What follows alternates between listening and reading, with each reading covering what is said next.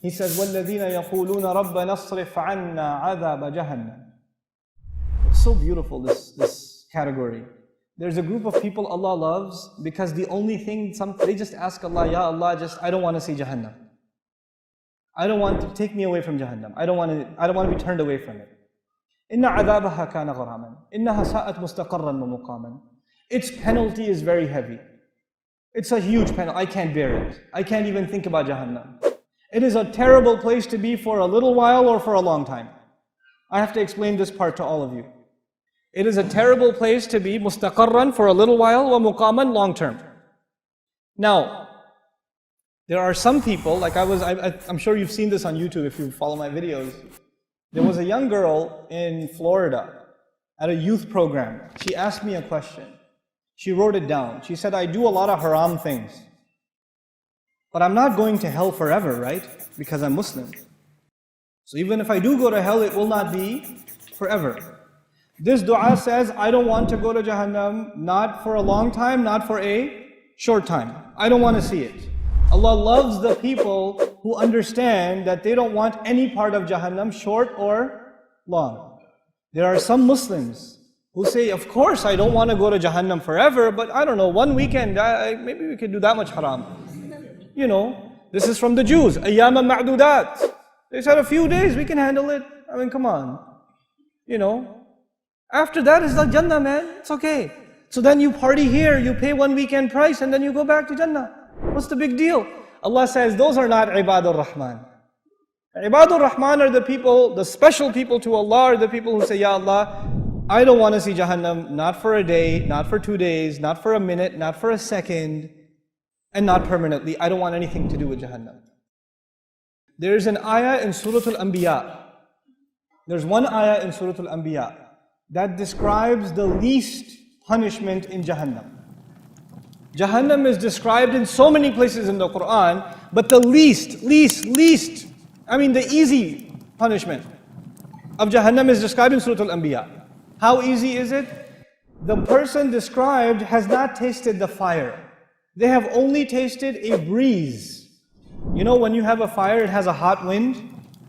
The hot wind is called lafha with a lam. But the ayah doesn't use lafha. It says, وَلَئِن مَسَّتْهُمْ نَفْحَ with a noon. With a noon, it actually means a cool breeze, not a hot breeze. And nafha is used when you close the door and some hot air comes in as you're closing the door. That the air that comes in or goes out, that's called nafha. Allah says those people will taste a nafha, air. Not even inside Jahannam, where? Outside. They haven't even gone in yet. And they didn't taste fire, they didn't taste lava, they didn't eat anything. They're just exposed to air. And not even hot air. Which kind of air? Cold air, nafha. There's hotter air in Jahannam. And it touched them barely. Massathum, it barely touched them. You know, sometimes you're boiling or frying things and something comes out and it touches you just a little bit. But that's not air. That's liquid. Allah doesn't say air, liquid will touch you. What does He say? Air will touch you and it will barely touch you for a split second. Split second it will touch you. That's it. And it won't even be the full-fledged air. It will be not nafhatu adhabi rabbik. It will be nafhatun min adhabi rabbik, min littaqleel. It's to make it very little bit of air. It's just tiny little bit. So it's not even the whole door was opened and the wind came in. It was like a tiny little, you know how you have window inside the window? Little bit of it opened and a little bit of an air came out and you felt it on your skin just for a split second.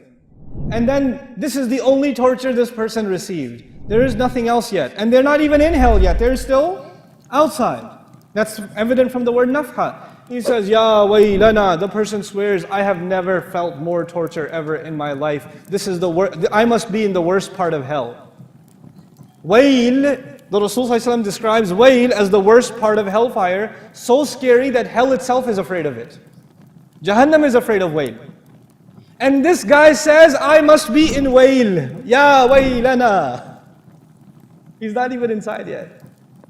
The Muslim understands, the believer, the student of Quran understands, إِنَّهَا سَاءَتْ مُسْتَقَرًّا وَمُقَامًا. I cannot be there for a little while and a long time, I know. I should not have the mentality of Bani Israel who said, لَن تَمَسَّنَا النَّارِ إِلَّا أَيَّامًا مَعْدُودَاتٍ. Just a few days, we can handle it. You know, I've had long, hard, hot road trips outside with no air conditioning. I'm tough. No. إِنَّهَا سَاءَتْ مُسْتَقَرًّا وَمُقَامًا. This is a category by itself. These people are special to Allah. The only thing they ask Allah is, Ya Allah, I don't want Jahannam. I don't want Jahannam. Never, at all. That dua itself qualifies you to be special to Allah. Subhanallah. What a mercy from Allah.